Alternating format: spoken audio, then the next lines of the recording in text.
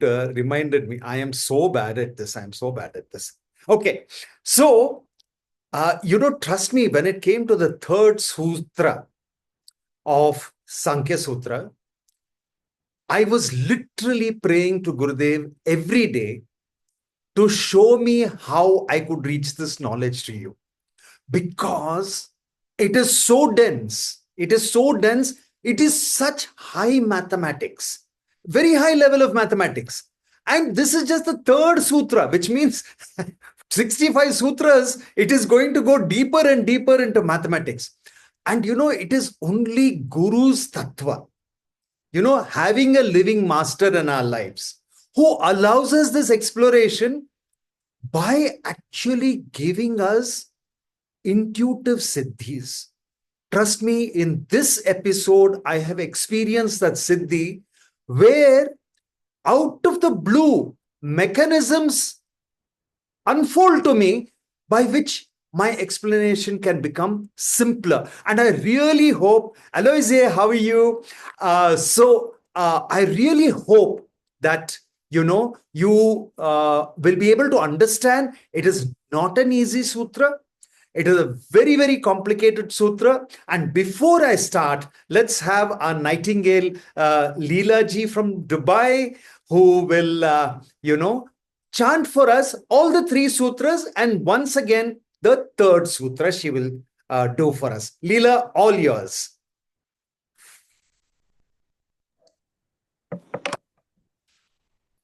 Chant the Purna Mantra, Pravakaji. Should I chant the Purna?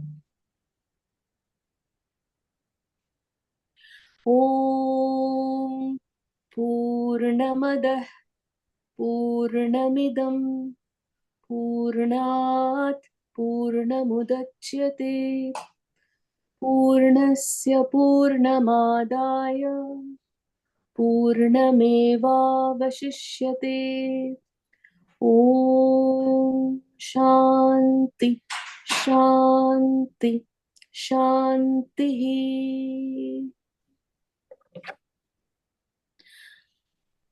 दुःखत्रयाभिघातात् जिज्ञासा तदपघातके हेतौ दृष्टे सा पार्थाच्चेन् नैकान्तात्यन्ततो भावात् दृष्टवदानुश्रविकः सह्यविशुद्धिक्षयातिशययुक्तः तद्विपरीतः श्रेयान् व्यक्ताव्यक्तज्ञविज्ञानात् मूलप्रकृतिरविकृतिर्महदाद्याः प्रकृतिविकृतयः सप्त षोडशकस्तु विकारो न प्रकृतिर्न विकृतिः पुरुषः.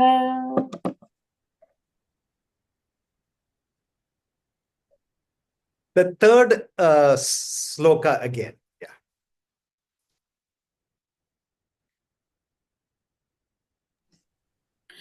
Moola Procritir Mahadadyah Prakriti Vikritayah Sapta Shodashakastu Vikaro Na Prakritir Na Vikritif Purushaha. Thank you so much, Leela. That is just so divine. Only you can carry this off. Thank you so much. So, because the three sutras, the two sutras we have done so far, of course, in 1.5 hours or 1 hour, I give some explanation.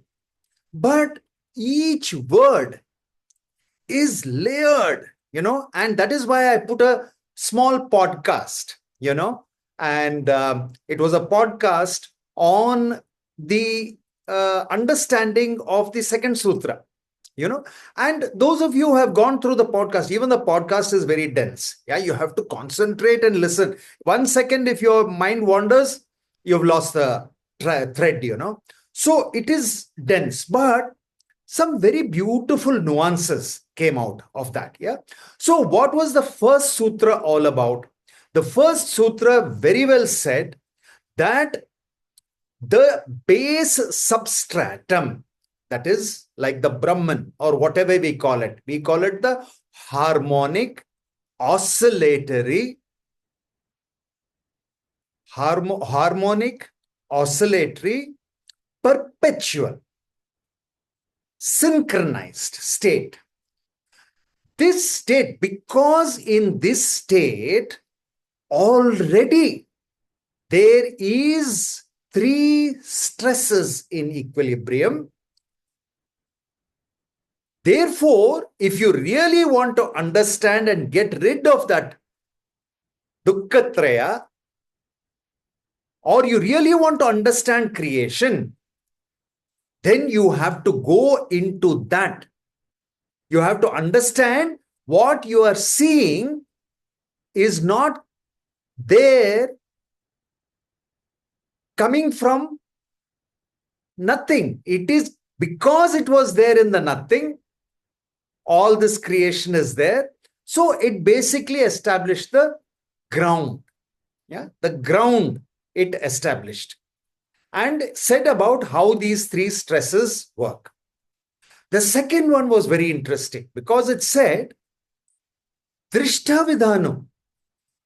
Our powers of observation, no matter what sophisticated instruments we have, there is always a limitation in what we can see.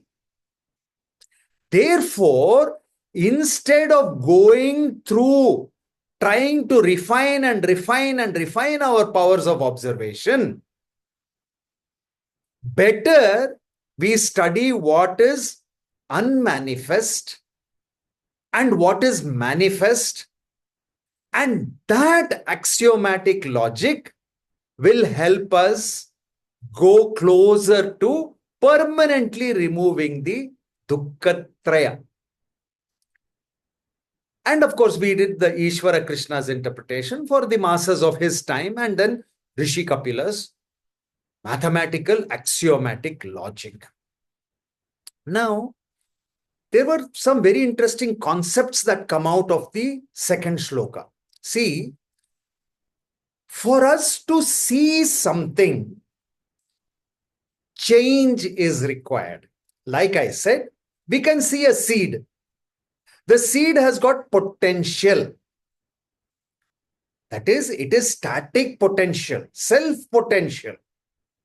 We can't see because it is all hidden. The counts are hidden inside that. Because it is hidden inside that, you're seeing one seed. But if we have to understand creation, we have to see that seed sprouting, the root coming, then the cotyledons coming, leaves coming. Then only we can observe change. That means the very act of observation makes the Advaitya, the unmanifest, the one, to Dvaitya, two. So just as this understanding of what is Advaitya and Dvaitya, the moment we observe, we are talking about duality. Because if there is one, I cannot observe. I will just see one. That is Advaitya. There is no other. That means there is only one.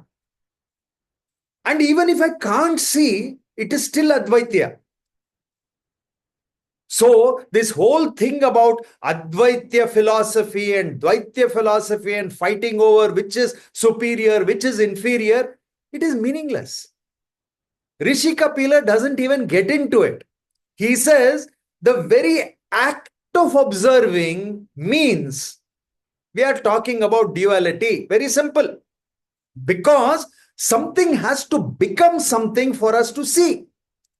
If something remains that one thing, we can't see.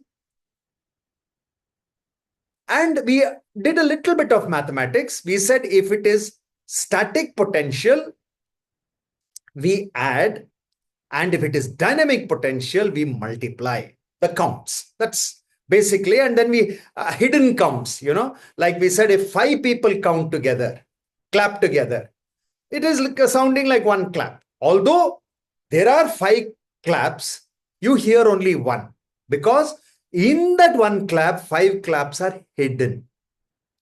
So up to there, we understood that. Now, when we come to the third sutra,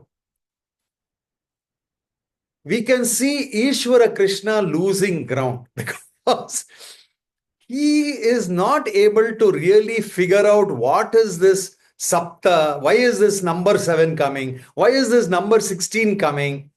He is not able to really get it. He gives some explanation, but it is not taking us any closer to removing the Dukkhatraya. It is not providing any solution. It is telling, your genitals, your anus, and something, and your smell, and something. It is saying some things, but really, if only Ishvara Krishna was available to us, we will somehow make sense of it. But it is not having that sword of knowledge. Ultimately, Rishi Capila says, when you really want, in the second sutra, what he says is, if you really want to understand and remove all doubts forever, you have to use axiomatic, combinatorial, mathematical knowledge. Because that is the language of God. If you can't read the language of God, what are you going to understand? No matter what other language you read it in. He says, no, you have to get to it. You have to get to it by severe logic, that aho, that aho moment. That has to happen. If that doesn't happen, you are not going to get any closer to removing your dukkhatraya. You will feel good and all that. Yeah. Knowing that there is a karmendriyas, jnanendriyas, and panchamahabhutas, and this and that and all. All that will give some satisfaction. But will it remove the misery and suffering in our lives? That is highly questionable. Okay. So, in any case, we will do both. Yeah, as usual, we will always do both the uh, both the both the things, right? So let me share the screen and start off with our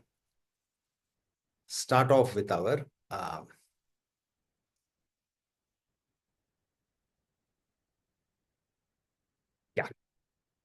Okay. I actually had shared the screen. All right. Okay. Here we go. Yeah. So you can all see the screen now. Yeah. So Sankhya Sutras rather, Rishi Capila, episode 4. Okay. Now, as Leela has already chanted this shloka, I would love her to chant it again for us when we have the script in front of us. Leela, please. Moola Procritir Mahadadyah Prakriti Vikritayah Sapta Shodashakastu Vikaro Na Prakritir Na Vikritif Purusha. Thank you. So that is the shloka. Very, very simple shloka. And if we take Ishwar Krishna's interpretation, he says very clearly, he says, Moola Prakriti is the root evolvent. Evolvent means it is something that comes out of. That is, it comes out of, that is, it is the root. That is, there is nothing that is prior to that. Yeah, so the root evolvent is non-evolute. That means it does not have to come from somewhere. It comes without any cause. Yeah, without any cause, it just comes. That means it only is the primal nature. There is no change. It is not something changing into Moola Prakriti. Basically, what is being said here is, there is not something that becomes Moola Prakriti. Moola Prakriti itself it is non-evolute. That means from it other things can come, but it itself happens. It itself just happens. It does not need another cause for it to make it happen. So that is what is Moola Prakriti. That is how our Ishvara Krishna explains. And he says Moola Prakriti Avikrita. That means does not come from anything. It is the inanimate principle. It is the primordial nature, the primal nature. That is the principle. Then it goes on to say that Mahadadhya, that is Mahat, Buddhi, okay, all these things, they come from something and they become something. That is, they are evolvent and they are evolutes also. That means they come from something, that is basically they are coming from Moola Prakriti. So they come from something and they become something. This type of these type of entities, they are 7 in number, and they come from Moola Prakriti. And he says, so the dasha. That means so dasha is what? 16. 16 are merely evolutes. That means they have come from Mahat, Buddhi, Ahankar, etc. But that is it. They don't become something else. That is the end of the evolution for them. Because they are only change. They only show change. They are not nature. They are only change. So there are 16 things which happen because of change. And from that is the end of it. And then it finally says, Purusha na prakriti na vrikriti. That means the spirit. Now, Purusha is that harmonic, oscillatory, coherent, synchronous. Yeah, that substratum, which we can call the Brahma and all that, that neither evolves into something nor it comes from anything. That means that is the absolute background. So Ishvara Krishna puts this across very simply, saying that whatever is there, the Moola Prakriti, it doesn't require a reason. It just happens. And it is the root, the primordial root of everything. It is the nature itself. Prakriti, the nature itself. Moola Prakriti. And from this root, 7 things come out of it, which come out of Moola Prakriti and also change into something. Therefore, they are evolutes and evolvents. And then there are 16 types of things that happen, which are only changes. That means they represent only change. They come from the Prakriti Vikriti, but that is where it ends for them, because they are the Vikaro. Vikaro is 17 Vikaros. That is 17 changes. I mean, say 16 changes. 16 changes are there. They don't become anything. That is the end for them. So they are only evolutes. They are not evolvents. They are evolutes. And then the background, again, the cyclical background, from where it starts is where it ends. What does it end with? The Purusha. The Purusha neither has a starting nor a change. That means the Purusha is neither an evolute nor an evolvent, says Ishvara Krishna. Okay, so let us stay with him for some time. So the 5 subtle elements, okay, the ego, that is ahamkar, and mahat. Mahat is the intellect. Yeah. Now, beginning with mahat are 7, which are both nature and change. That means they come from something and they become something. And those consist of 16, There we have got the mana, that is the mind, the 5 senses, then the 5 instruments of action, and the 5 gross elements. These are only change. And the Purusha, it is neither nature nor change. It is just the base substratum for everything that happens. Okay. So again, just to understand how clear this is, Ishvara Krishna says that the primordial, that is our Moola Prakriti, that which procreates or brings into existence other tattvas, is Prakriti. Okay, it is also called Pradhana, the primordial, representing the state of equipoise. That means where equilibrium, where Rajatamas and Sattva are in perfect equilibrium. It is only an evolvent. That means it is a natural state.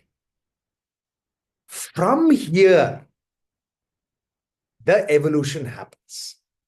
So why is it that we must say that Moola Prakriti happens without a cause? It just happens because suppose I say Moola Prakriti comes from Purusha, then where does Purusha come from? So that it will go on like that questioning.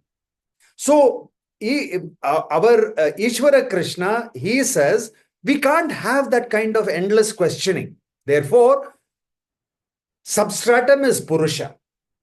But from that Purusha, there is a Moola Prakriti. That Prakriti undergoes Prakriti Vrikriti, and it creates 7 elements. And from those 7 elements, 16 elements come, which are called Vikaro. Okay. So this is the understanding of that time. Now, really, if you ask me, they don't know exactly what is happening. Because if you can see here, the Moolam, Vishwasya Karishyam Ghatasya Moolam. That means Prakriti is Avikriti. That means it is not Vikriti. It is Prakriti. It does not have Vikriti. That means it is only nature. That is, it does not come from anything. And Mahadadi Sapta. Now, Mahadadi Sapta are both Prakriti and Vikriti. And Buddhi arises from Moola Prakriti. Hence, it is a Vikriti. And it gives rise to Ahamkara. And it is also Ahamkara, it is also Prakriti. Ahamkara arises from Buddhi. And it gives rise to the Pancha Tammatreni. That means our Pancha Mahabhutas. Air, water, fire and all that. The Shabda Tanmatra, the sound arises from Ahamkara. It gives rise to Akasha. Sparsha, that is a touch Tanmatra, arises from Ahamkara and it gives rise to Vayu. Gandha Tanmatra, smell, arises from Ahankara and hence it is Vikriti and it gives rise to Prithvi. Rupa Tanmatra, a form of sight, arises from Ahamkara and hence it is Vikrit and it gives rise to Tejas, light. So it is also Prakriti, it is also Vikriti. So, one second. And the Rasa Tanmatra arises from Ahamkara, hence it is Vikrit and it also gives rise to Apa, water. Yeah. So, there is some explanation here of how all this gets connected. We don't know. So, Ishvara Krishna says, from the Moola Prakriti, the great one, the intellect, that is the Mahat, it gets differentiated. From there, there's Ahamkara, which is individuation. That means individual aspect. The ego is produced there from the Mahat. And from Ahamkara, one aspect produces the 5 Tanmatras. The other, the Jnana Indriyas and Karma Indriyas. And all that goes on here. And really, if you ask me, this chart sort of gives some kind of hierarchy of creation. So it says that Moola Prakriti is the starting point, and from there is Mahat or Buddhi, that is the effort. And from there is Ahankara. Ahankara has got Rajasic, which splits into Sattvic and Tamasic. One is Vikriti and the other is Budati. The Budati is the Tanmatras, that is the space, air, fire, water, and earth. And the Sattvic Ahamkaras, the Vikrita, it has got mind, then it has got the instruments of cognition. That means just mere observation. That is hearing, seeing, smelling, touching, and tasting. And instruments of action, speech, hands, feet, the anus, and genitals. And that is what it says. Now, really, if you ask me, it looks like Ishvara Krishna is struggling a bit. He has seen there is number 7 and number 16. Now, somehow he needs to storyboard this number 7 and number 16. So he has created some hierarchy of creation, which in a way makes sense, because one, he is talking about the external creation, the tanmatras, okay? That is all the universe and all this is being created. At the same time, there is an internal universe. That is our own mind, and in that mind, our senses, which create, our understanding, and the organs of action, which allow us to explore. So really, if you ask me, there is some storyboarding that is there, not to take away anything from Ishvara Krishna, because Ishvara Krishna is more interested in the Dukkhatraya. Okay, and somewhere Rishi Capila has said this number 7, number 16. So a little bit, some things have been put together here. Yeah, but if you really ask me why exactly this, how it all fits together, why eyes are not there, why only hearing, smell, hearing, what is this? This ears, tongue, then genitals and anus and something. I mean, why this complicated thing, somehow it is not all fitting together. Which is why many people today, when they explore Sankhya Karika of Ishvara Krishna, actually stumble here. Because by the time, first 2 sutras look very good, but by the time they came to the third one, somehow there is some force fitting. It appears that there is some force fitting that has happened. Yeah. So we have to now go to our favorite, and that is our man, Rishi Capila. Directly we go back to his interpretation. Now, his interpretation has got nothing to do with anus and genitals and, tongue and ear and all that thing. He is directly talking about Moola means root. Prakriti means oscillatory. Avikritir means coherent. Mahadhyaya, that is harmonic, intense primary interactions. Prakriti Vikrityaya, that is fundamental harmonics. This constant, the Moola Prakriti is avikritir, that is, it is coherent and oscillatory. The Mahadhyaya, that is harmonic, and it has got fundamental harmonics, and there are seven levels of this harmonics. And Astuvikaro, the 16th Astuvikaro means approaching, that is beyond that, the next level is the 16th node. That is the 16th node. Once you cross the 16th node, there is radiation. There is radiation, and we will explore deeper what is that radiation. And he says, once you approach the 16th node, after that, there is radiation and expansion. And then he says that the Prakriti, the Purusha, which is the absolute nuclear core, that is the fundamental, that is neither oscillatory nor harmonic.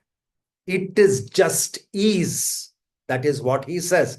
Now, he is purely talking about physics and mathematics here. What is this physics? What is this mathematics? We will have to see. Because when I looked at this, it was very scary, because let us now understand a little. Moola Prakritir Avikritir Mahadhyaya Prakriti Vikrityaya Sapta. That means there are 7 interactions in the Prakriti Vikriti stage. And Shodasha, that is 16, is the Vikaru.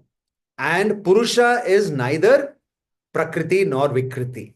What he is basically saying is that the fundamental oscillatory state is synchronized, coherent, resonant, and stable.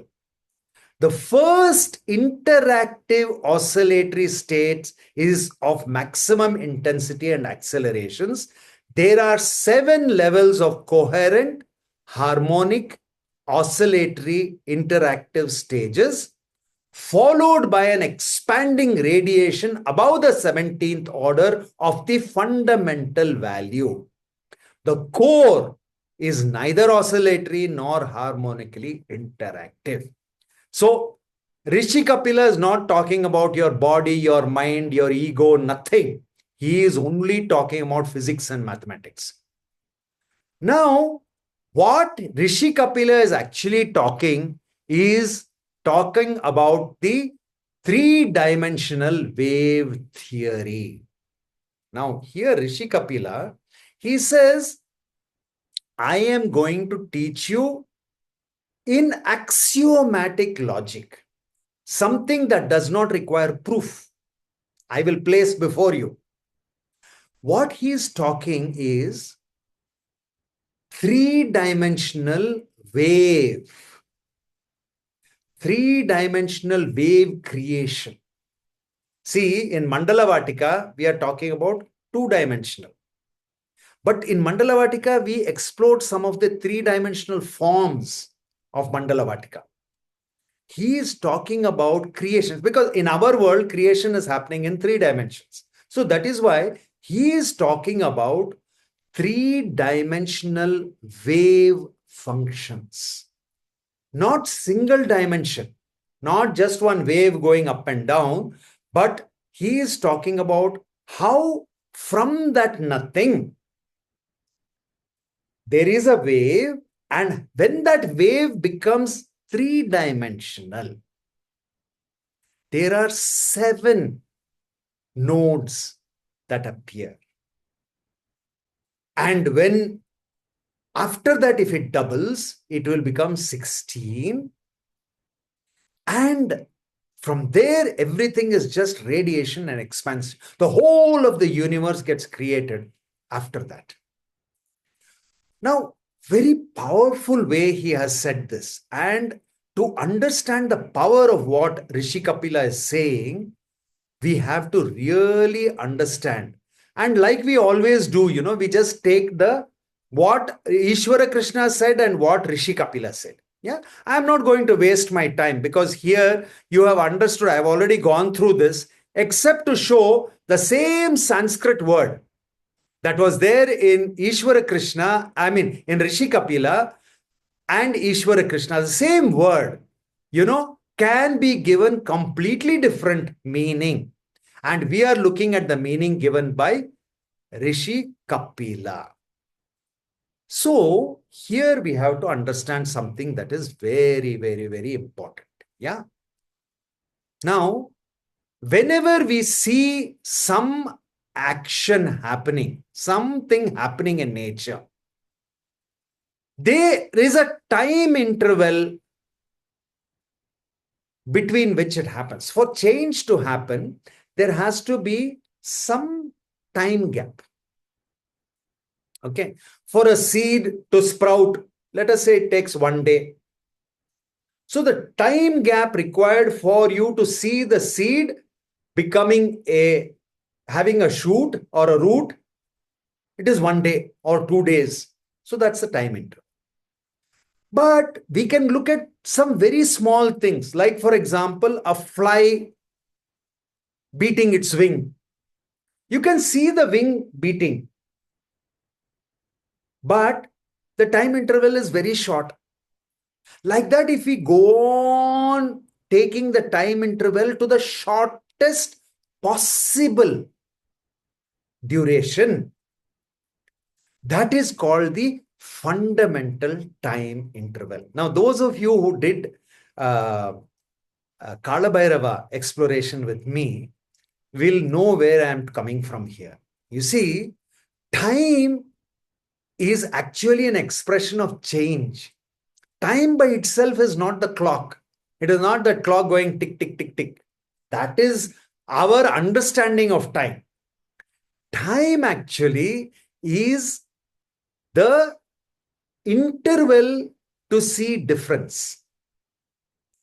That is real time. So for creation also, there is a time interval and beyond the smallest time interval. So suppose I consider the time interval 1. Okay. So I have put this line at the bottom from here to here. That is one full cycle of oscillation.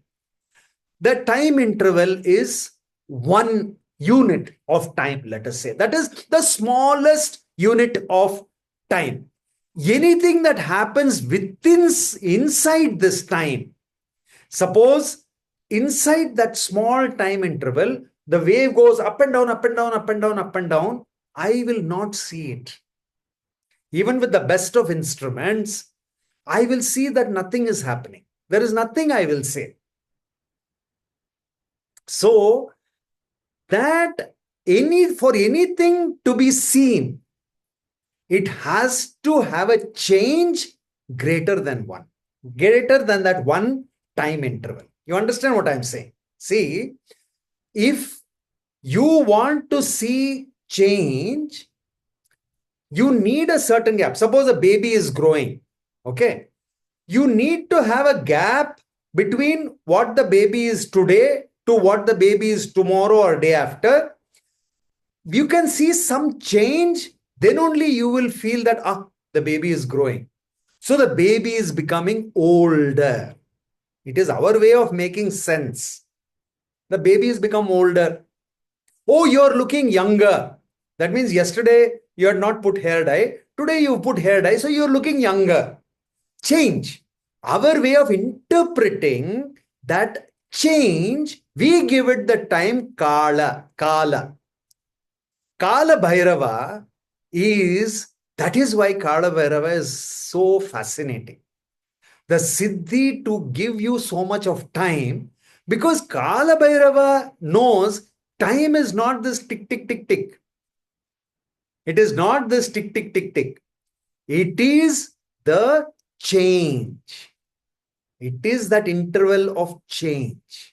So here is a very interesting rahasya. What Rishi Capila is saying is that whenever anything is smaller than this time interval, we call it Aikanta Atyanta Ato Abhavat. That is the substratum, harmonic, coherent, perpetual, oscillatory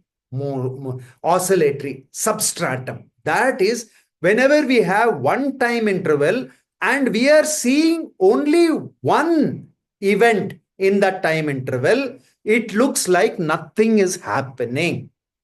So the one. So here, the one, when we say the one actually means anything that is within that fundamental limit of time. The smallest time interval possible. Anything that happens within that, we will say nothing has happened or it does not exist, because I can't see change. For me to cognize something, for me to say, acha, idhar kuch hai, something, some change has to happen. It has to emanate some signal to say it has changed.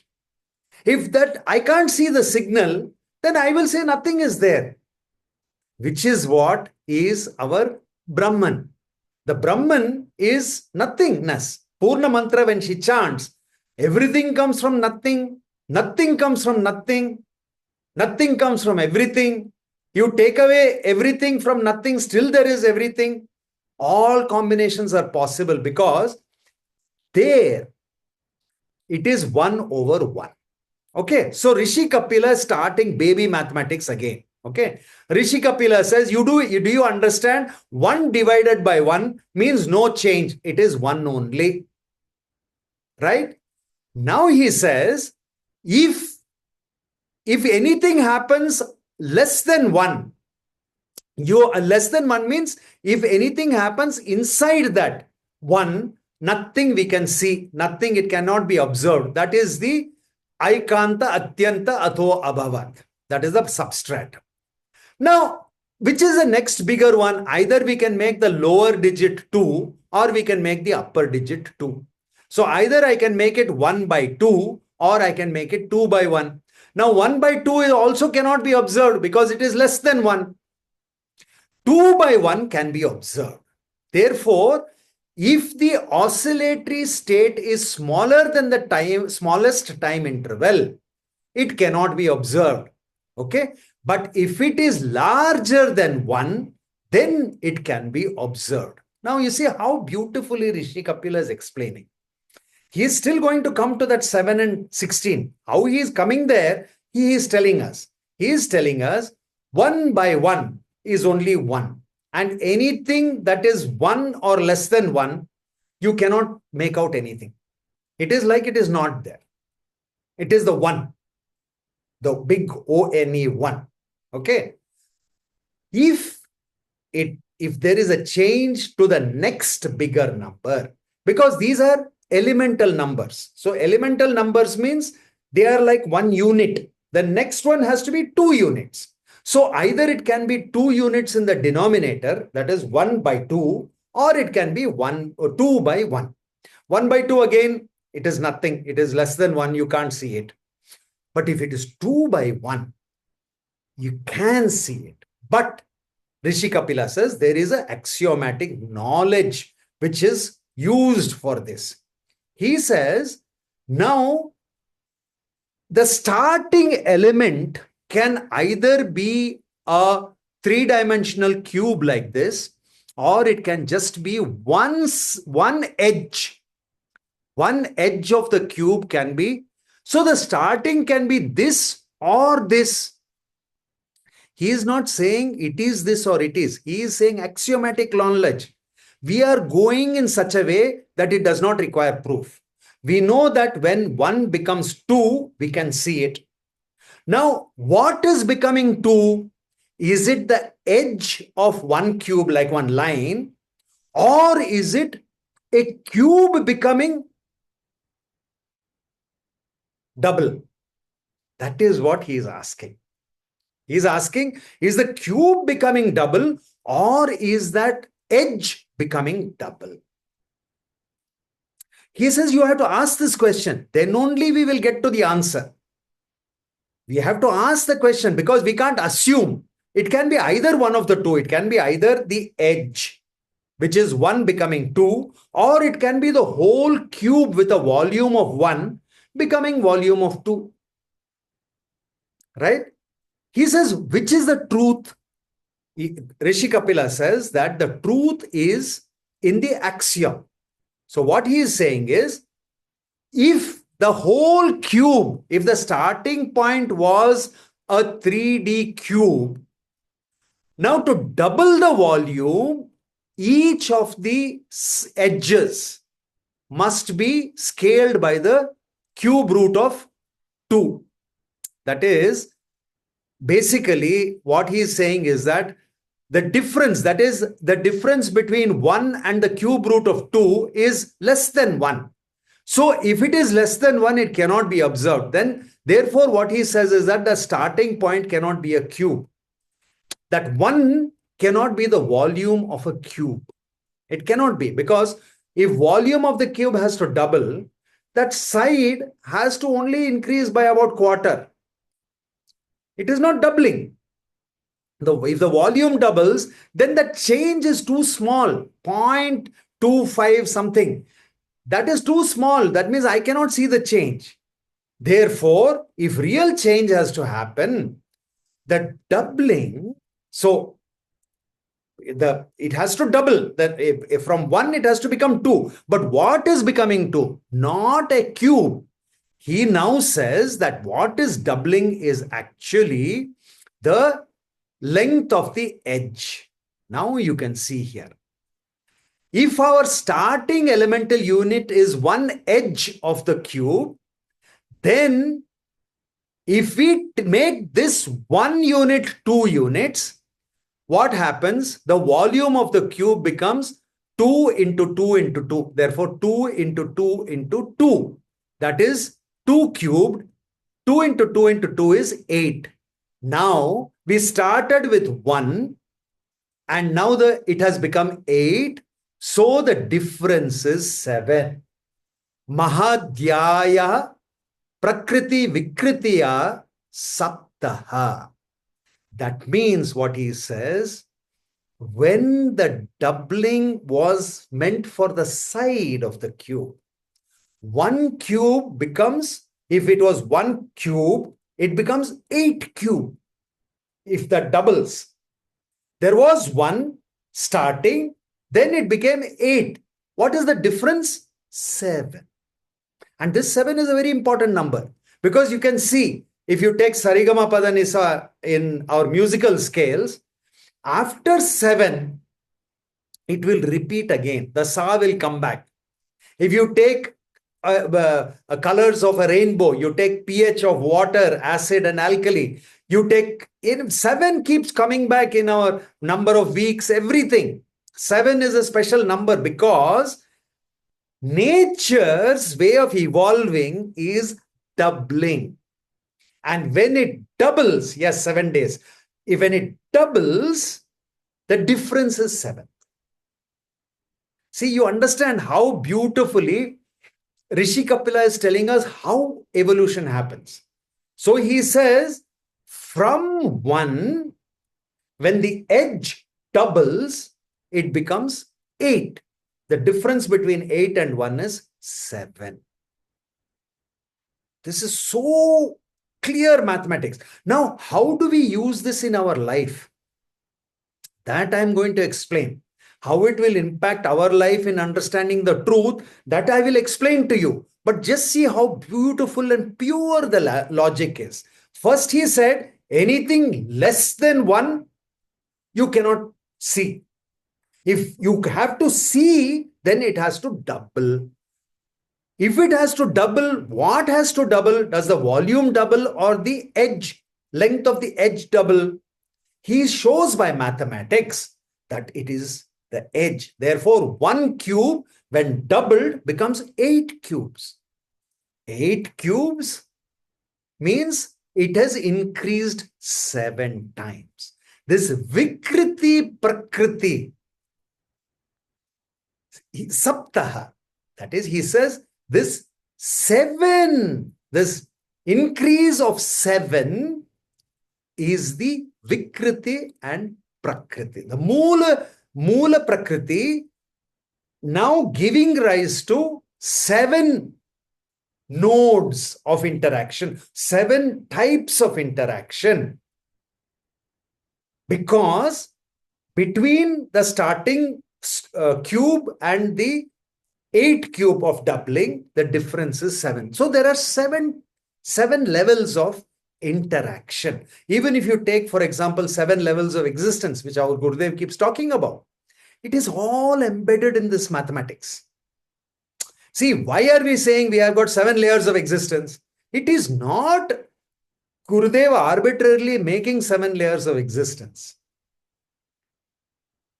It is because that is how creation happens. The 1, when it doubles, it becomes 8. When 8 doubles, it becomes 64. That is 8 into 8, 8 square, it becomes 64.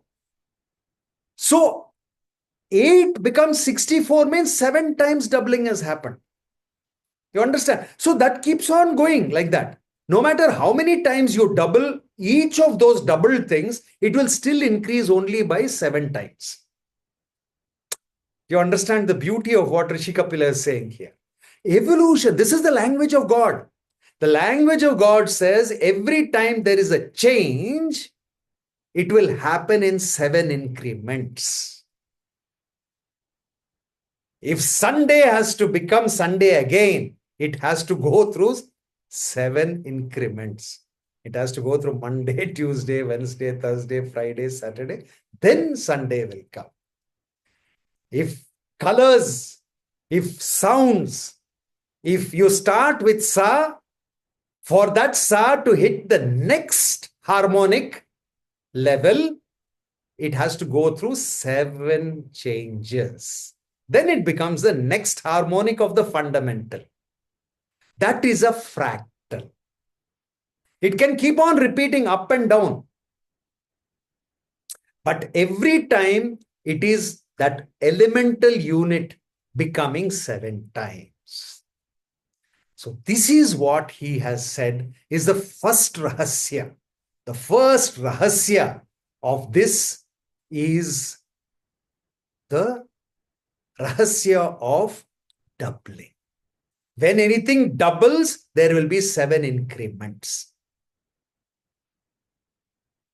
There is so much you will see. If you go deep into our Sudarshan Kriya, our Bhogar Pranayam, you go into all those breathing. Why we are doing all those cycles? Because somewhere we want those cycles to resonate with creation. Then our mind and the frequency of our mind and what's happening in creation will come together. And instantly we have that realization that aho.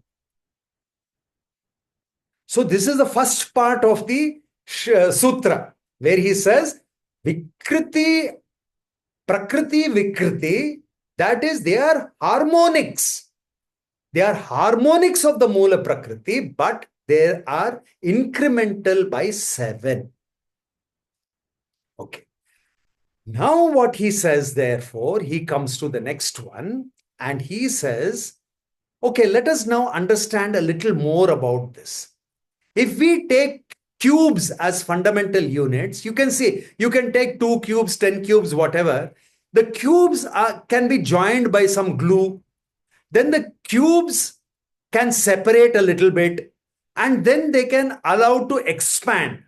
Yeah. So what is this glue? What is this? These fundamental units can be tied together or they can start to separate. No matter where they separate, still they are 1 cube, 2 cube. If there are 2 cubes here, there are 2 cubes here. But they are acting differently because there is something between them. That glue between them has expanded. What is that glue? That is Kala Bhairava. That is time. That which holds these elemental units together is time. And the time is not this tick, tick, tick in our clock. It is the fundamental nature of creation. The fundamental nature of creation which creates that oscillations between the elemental units to generate this universe. That is time. So the glue which expands and contracts, keeping these cubes together, elemental units together, that is time. This is another rahasya. Time is very different for him. So he says that putting 8 cubes together, that means 1 cube became 8 cubes. When these 8 cubes come together, when these 8 cubes come together, there are 24 faces. There are 24 sides which come together. Actually, you can calculate. If you put 8 cubes together, how many edges come together? How many face surfaces come together? It is 24.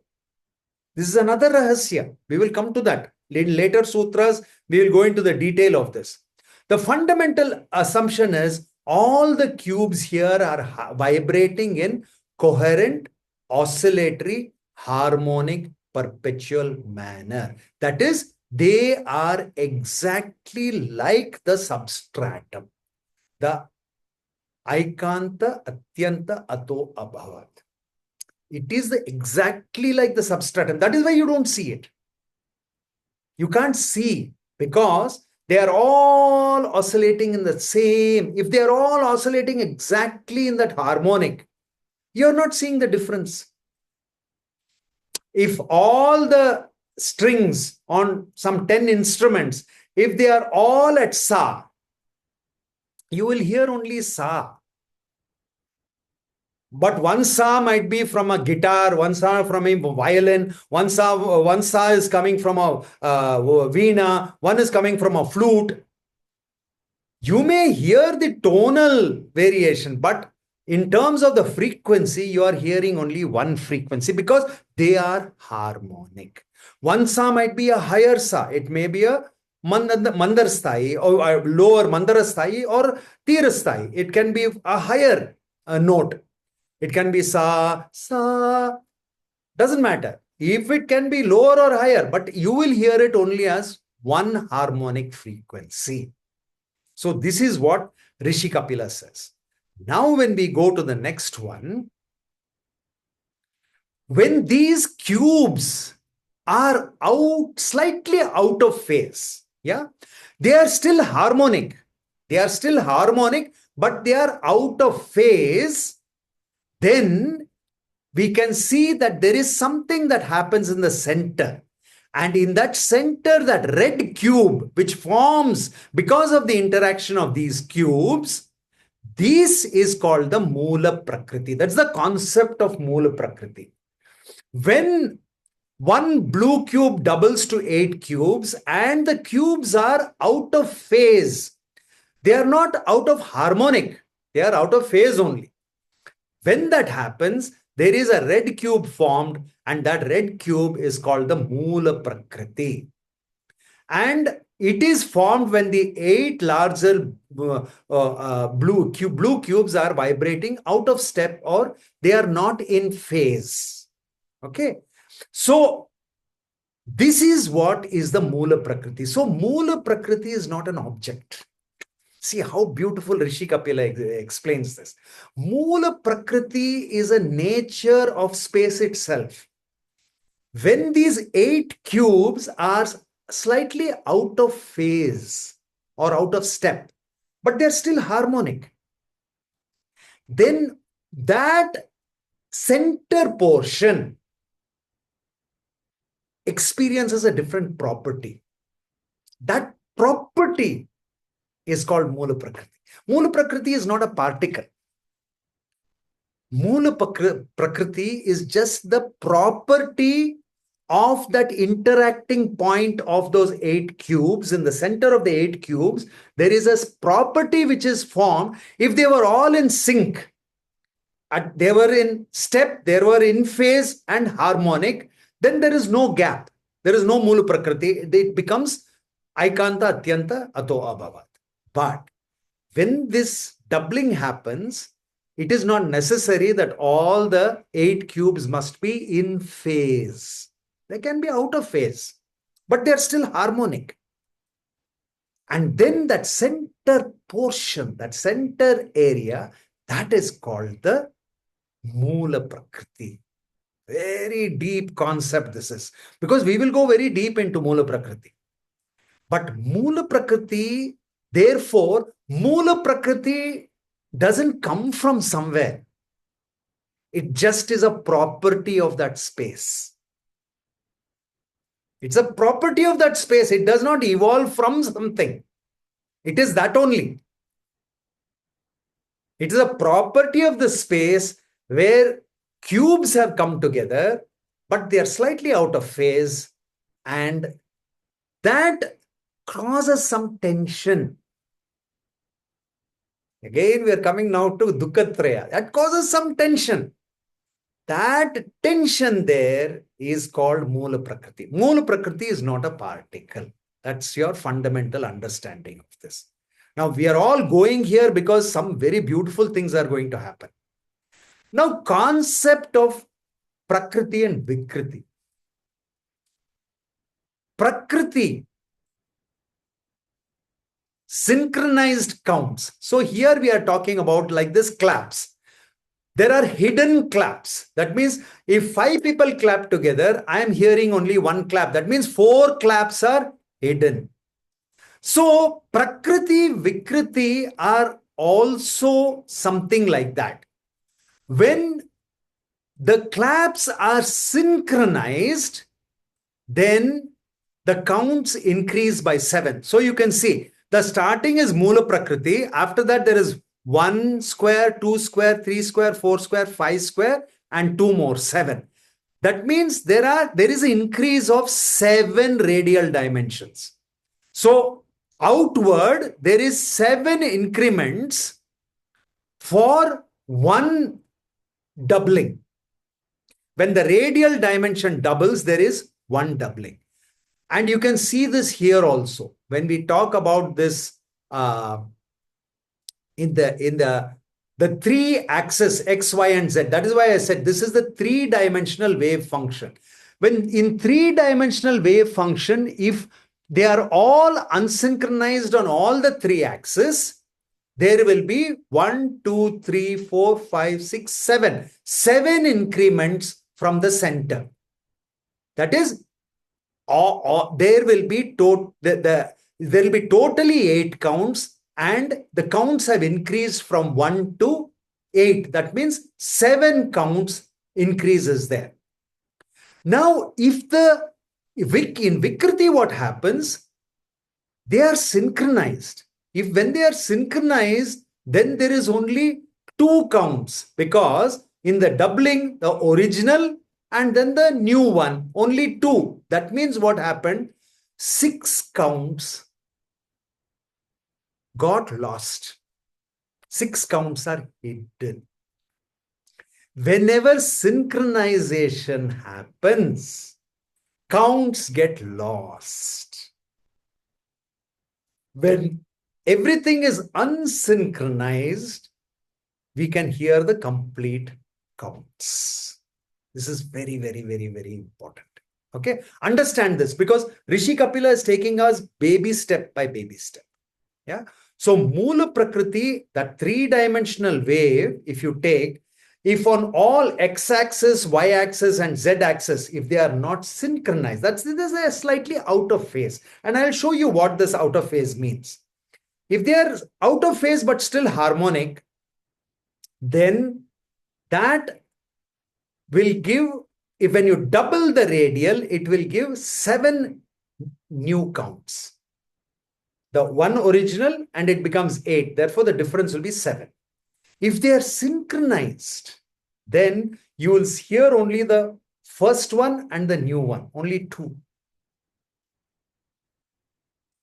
Although there are 8 counts there, but 6 counts are hidden.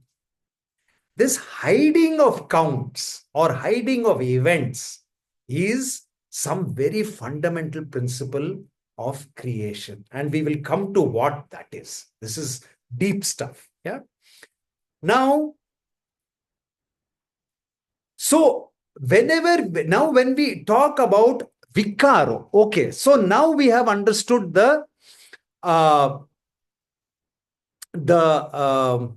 we understood what is the Vikriti and the Prakriti. So Vikriti and Prakriti, we said it is here. So when we start with 1 and 1 cube becomes 1, and then 2 cube becomes 8, the difference is 8. So Mahadhyaya Prakriti Vikritiyaya Saptaha. That is the part of the Sloka.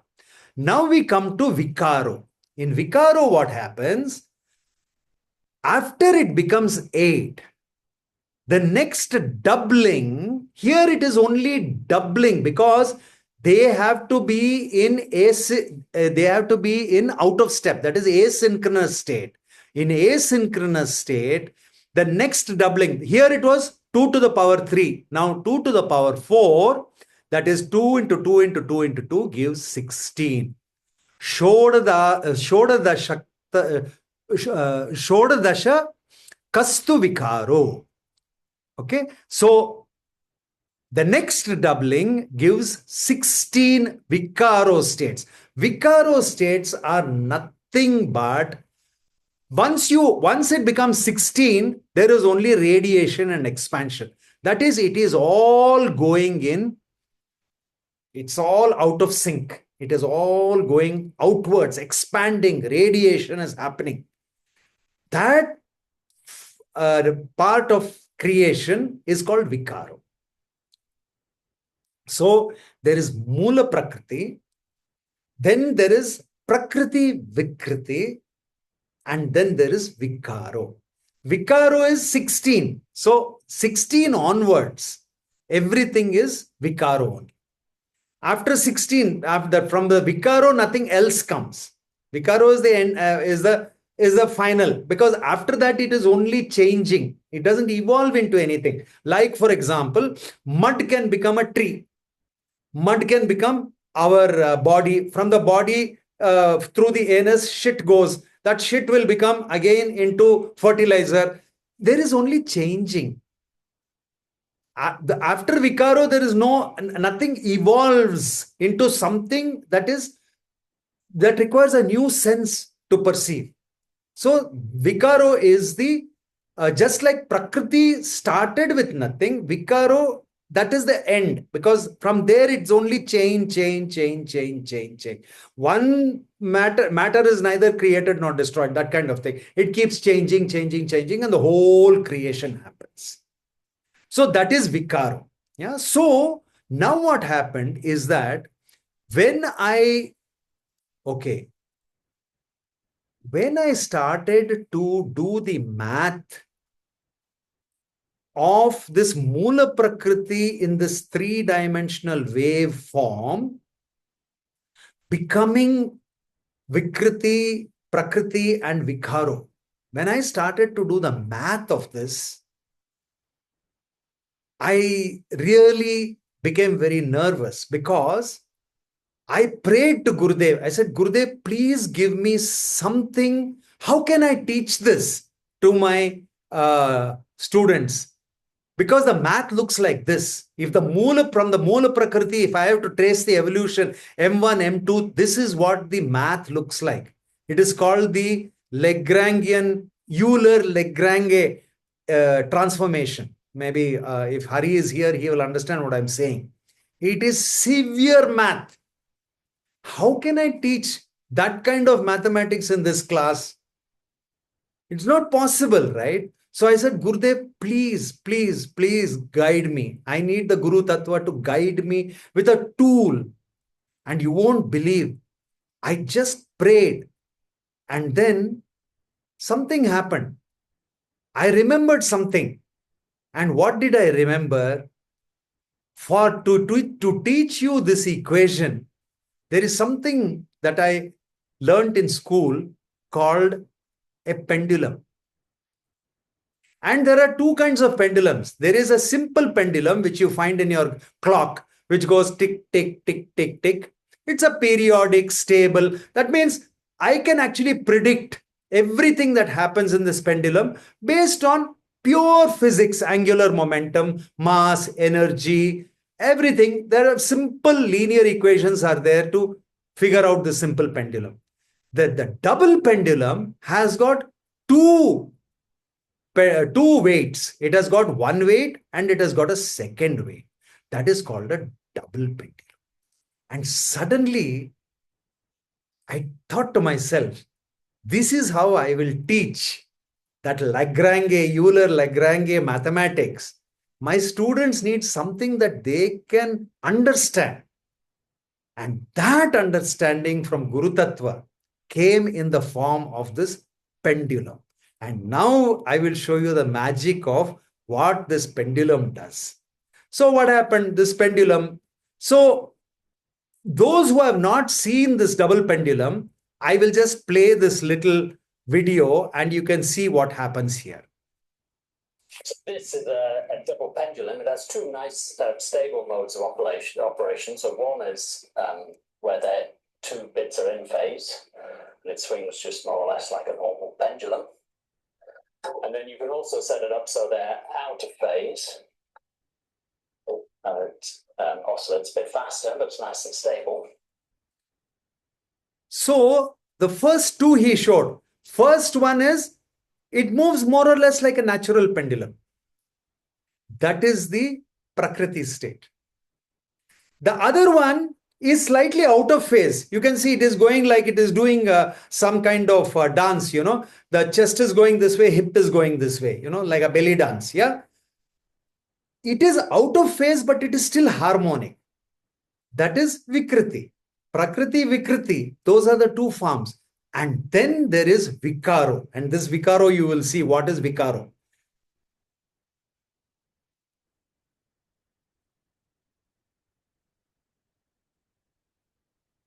But a double pendulum is chaotic, so if you give it a big initial kick, then it will behave chaotically.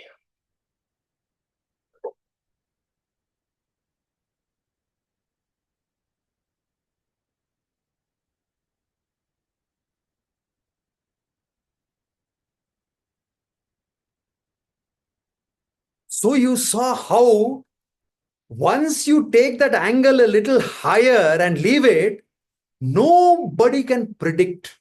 Even the most complex equations you use can only approximate. So, Prakriti, Vikriti, and Vikaro, you just saw in a simple pendulum experiment. This is Guru Tattva. Nobody except a master can give us this kind of tool to understand something that is so complicated. So this was the beauty. This was for me that siddhi, of channeling Guru Tattva. It was so beautiful. So in scenario 1, it is a simple linear system. That is the Moola Procriti. In scenario 2, the arms are out of phase but still harmonic.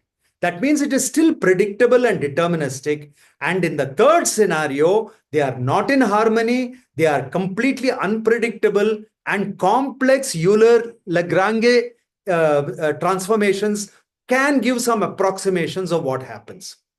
So, being a Python coder, since I know Python, I said, let me then do an animation using Python library tools. And I wrote this program. And using this program, I created. So if you can see, this is basically saying that I have taken it from the binary library of Python. And the name is double pendulum, description of what a double pendulum does. Author, Dr. Prabhakar Rao. Copyright is my company, Naturescapes. And I've written the code of how to do this using the Euler-Lagrange method and something called the Keynes equations. Yeah. So all this, if I do, then what happens is that I can create these kind of scenarios. So here you can see this is the Vikriti. Two arms are out of phase, but they are still harmonic. So from that Python program which I wrote, I am creating this animation. So you can see it will slowly start to move. It is doing like a belly dance. Yeah. So the hips are moving, the chest is moving. But when I plot, it becomes a beautiful curve. And this curve is a very beautiful curve. And it shows that it is still harmonic, but out of phase. And this is the beauty of the Vikriti state. And here the evolution happens in 7 steps. In 7 steps, this evolution happens. And you can see, if I put a plot against the two angles, you can see they are in harmony, but yes, they are slightly out of phase. The red line and the yellow line, they are not overlapping each other. They are slightly out of phase, but still they are completely harmonic. So this is the beauty of seeing visually that complex mathematics of our Rishi Capila. We made it off into something very simple. Now, the second one, in scenario 2, there are 2 double pendulums. Now see, in the first one, there was only 1 double pendulum. Now there are 2 double pendulums with a small initial difference. Okay. Then let us see what happens. Now you can see there are 2 pendulums. One is pink and one is blue. But I have given both of them same thing. And you can see both of them start very, very simple, and you can see the pink one and the blue one, the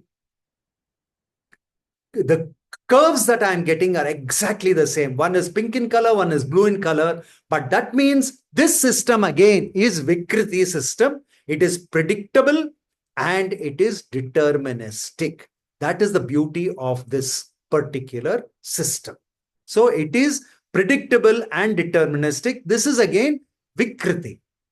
Now we come to the third one, where the double pendulums both have small initial differences.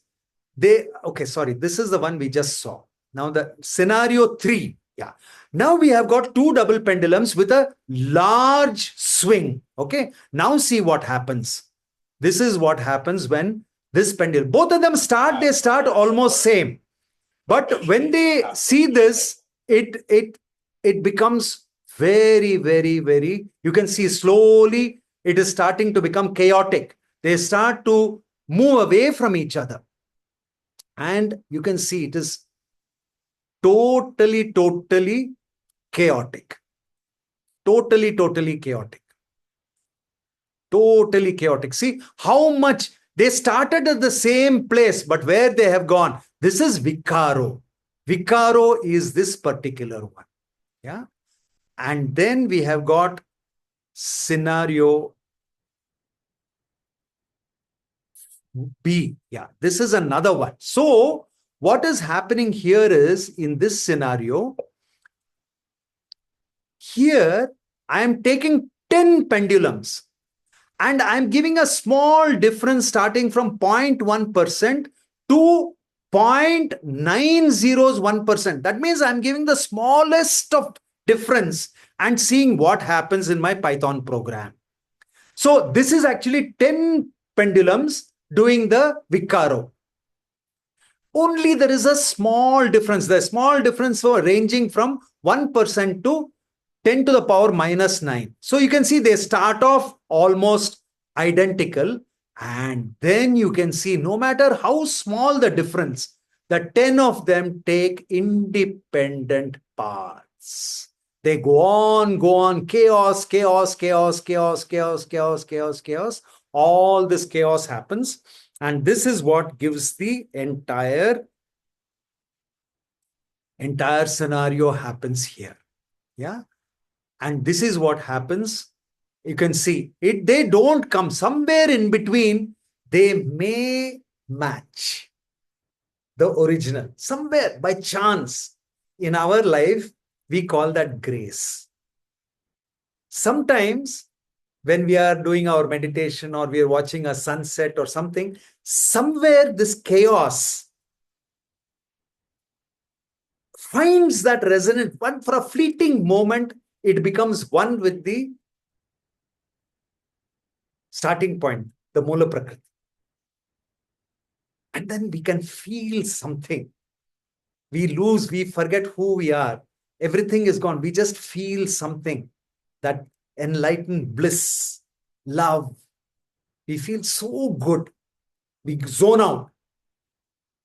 That happens. So whatever we see as the observable universe is that Moola Procriti in chaos. Vikaro is what we see. We cannot see Prakriti, Vikriti, Moola Procriti and our Aikanta, Aikanta, Atyanta, Athobhavar, the substratum. We can't see all that because they are in harmony. We can't see the movement. What we see is only the chaos. The chaos is what we call creation. All this computer in front of me, the table in front of me, light in front of me, you sitting there, I sitting here. This is all because of chaotic radiation and expansion called Vikaro. But the last part of the sutra is still coming. And that's the beauty. So in the last part of the sutra, that is our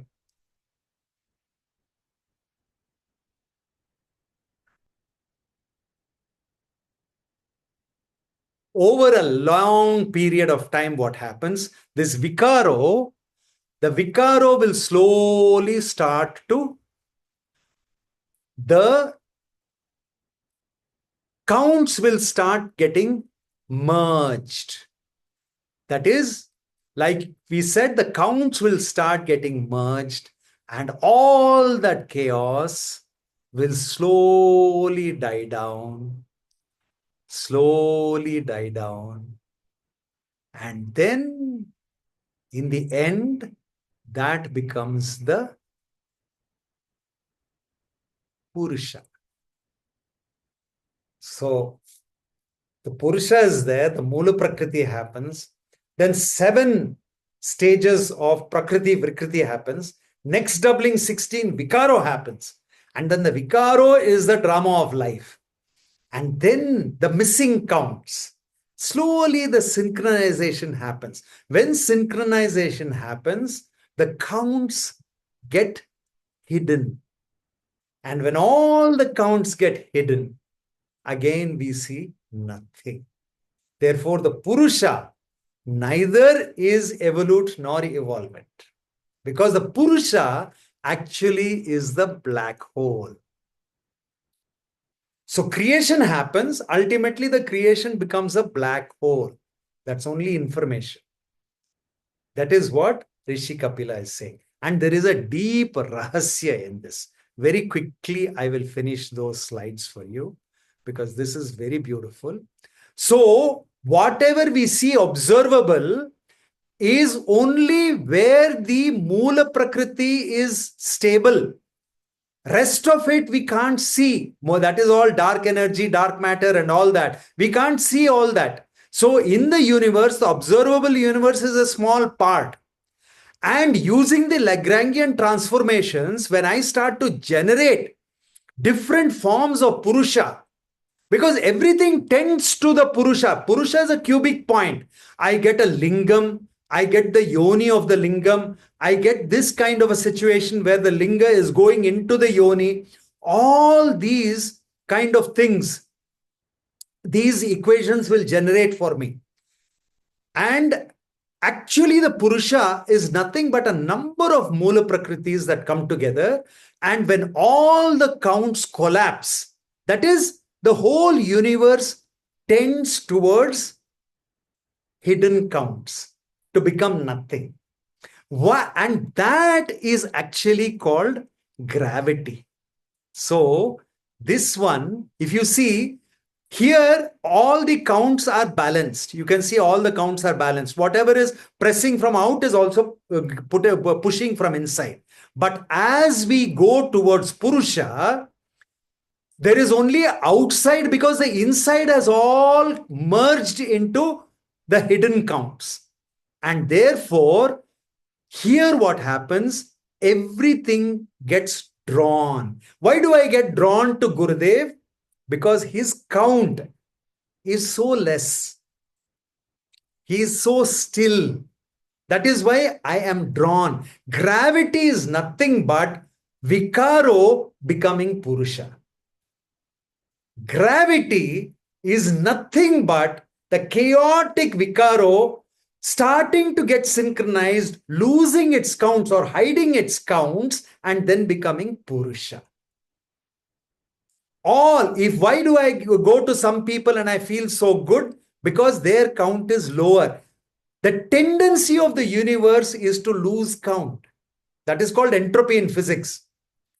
But in Rishi Capila, he says something very simple. He says, when your mind starts to become still in meditation, then this gets like a gravity. It starts to attract itself to that one, the Purusha, that one. That is why. So all the cycles of breathing and Kriya and all we do, we are somehow trying to get that chaos Vikaro into Purusha state. Even Moola Procriti state is good enough for us. The very enlightened like our Gurudev will be in Purusha state. They can go, lay there like Shiva. Once they go there, they're gone. But for us, even Vikaro and Vikriti and Prakriti state is good enough. because we can experience some aspect, some glimpse of Purusha we can get there. So gravity, that is why it is called Gurutvakarshan. Gravity in Sanskrit, the name is Gurutvakarshan, because the Guru is that black hole of information, where all the information of the universe is stored in a black hole. That is that power, that black hole attracting everything to it. That is gravity. So the third sutra, thanks to this pendulum, I was able to explain to you, and I hope you understood what Rishi Capila was talking. You need very complicated mathematics to get here. Understanding Kala Bhairava. What is that glue which holds the elements together? That is time. And ability to put all this into 1.5 hours. You see, 9:59, I am done. Kala Bhairava. That is the stretching of the time so that everything, when I finish saying, it will become 10 o'clock. That is a siddhi which Rishi Capila says, I will teach you. Once you have understood how to control time, half your dukkhatraya is gone. Half your dukkhatraya, your misery, everything. If you can control time, half your misery is gone there itself. Apart from other things of how to get Vikaro back to Purusha, he will teach in 68 verses. So, this is a magnificent, magnificent exploration which only the Tattva of a living master can take us through. So, with this, we will close this session, and sometime next month, a very complicated fourth sutra we will take, and that is going to be another mind-boggling exploration by itself. So, deep gratitude. I thank each one of you for participating, and I hope you will continue to stay with this exploration of Sankhya Sutra of Rishi Kapila. Jai Gurudev. If anybody wants to share any comments, please go ahead. I will allow you all to unmute. You can share anything. That's also fine. Only those who want to do. Otherwise, the session is over. Yeah.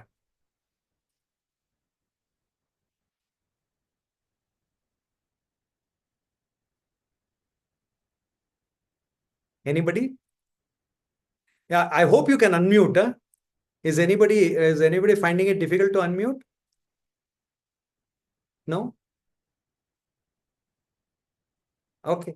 Looks like we are all blissed out. Yeah. So with this, we will close. Yeah. Thank you so much. Jai Gurudev.